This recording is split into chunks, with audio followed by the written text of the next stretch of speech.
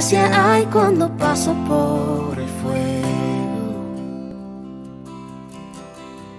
Abres camino donde... Muy buenos días, hermanos. Jueves 11 y vamos a compartir juntos el devocional de hoy.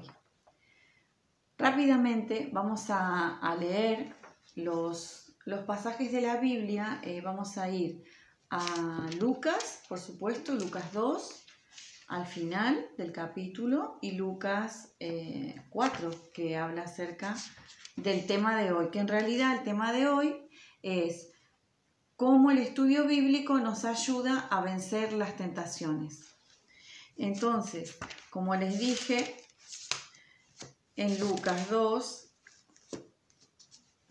el versículo 46 al 52, y dice que, para ponerlos en contexto, Jesús se queda 3 días de camino de sus padres, entonces ellos vuelven a recogerlo y él está hablando con los maestros de la ley y los doctores de la ley, ¿vale? En el templo. Entonces dice el 46, y aconteció que 3 días después le hallaron en el templo sentado en medio de los doctores de la ley y oyéndoles y preguntándoles. Y el 47 dice que todos los que le oían se maravillaban de su inteligencia y de sus respuestas.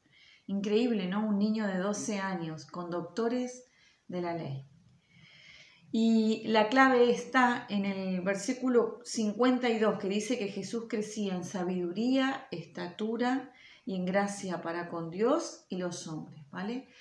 Si bien él tenía una tarea muy clara a la cual tenía que realizar, ¿no? Estando aquí, pero desde pequeño él aprendía las Sagradas Escrituras.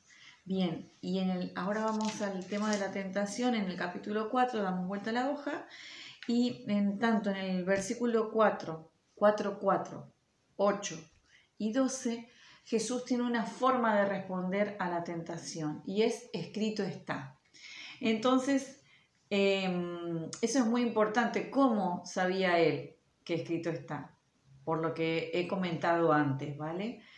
También vamos a ir a Colosenses, un pasaje, la verdad que es muy bonito, y habla de la manera en la que tenemos que manejarnos, ¿no?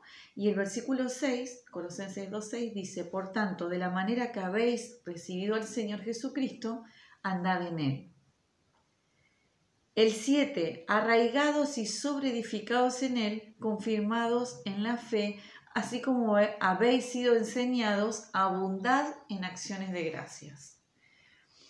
Y entonces continúa con el versículo 8 y dice: mirad que nadie os engañe por medio de... Y ahí empieza a desarrollar una manera de engaño en la que podemos llegar a caer, ¿no?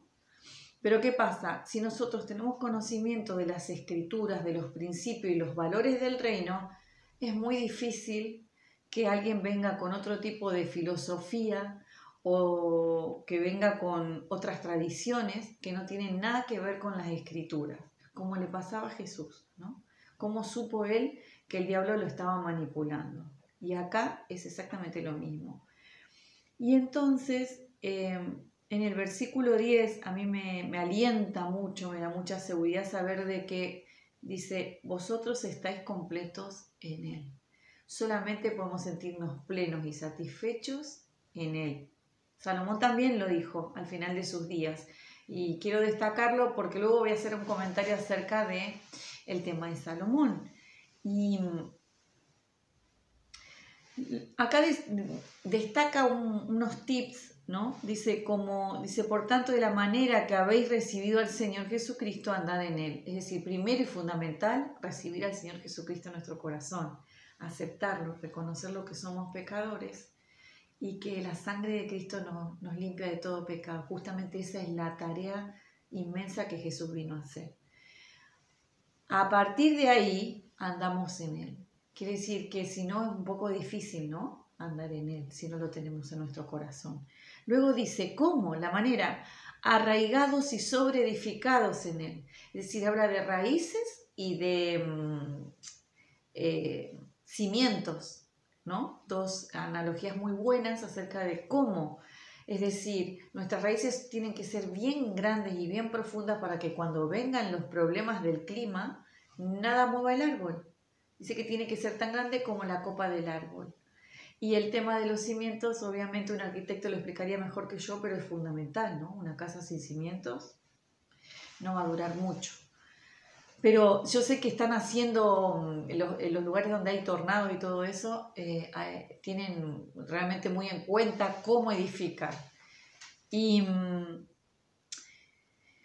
una de las características que tiene el hecho de poder vivir así, arraigados, sobreedificados, confirmados en la fe, ¿no? Nos va confirmando su palabra, como habéis sido enseñados, abundando en acciones de gracias. Acá es para destacarlo. Abundando en acciones de gracias. Los cristianos no tenemos que quejarnos. Tenemos que abundar en acciones de gracias porque eso es andar en Él. Ahí lo dejo. Así que luego les quería comentar, para ir terminando el tema de la reflexión, el hecho de conocer y estudiar las Escrituras, que no tiene por qué ser de una manera aburrida ni tediosa. Hoy en día tenemos tantos métodos para estudiar y depende la etapa en la que estamos viviendo, con más tiempo, menos tiempo, lo importante es la disposición. Así que buscar el método que mejor os convenga para disfrutar de este momento, ¿no? Del estudio y del aprendizaje y conocimiento del Señor. Dice que eso nos va a ayudar a vencer la tentación. Pero no, podemos tener mucho conocimiento intelectual, pero al momento de actuar no ser obedientes. Fíjense lo que les comenté de Salomón. Salomón era el hombre más sabio del universo. Sin embargo, aun con toda la sabiduría con la cual fue dotado, tomó decisiones equivocadas y se dejó influir por tradiciones, por filosofías, etcétera, etcétera. Para la humanidad, él fue y será el hombre más sabio. Sin embargo, a la luz de las Escrituras hubo un tiempo en que él dejó de ser sabio, porque el principio de la sabiduría es el temor al Señor, ¿no? En fin, por eso quería destacar que no nos pase como a Salomón, que aún conociendo las Escrituras nos dejemos influir.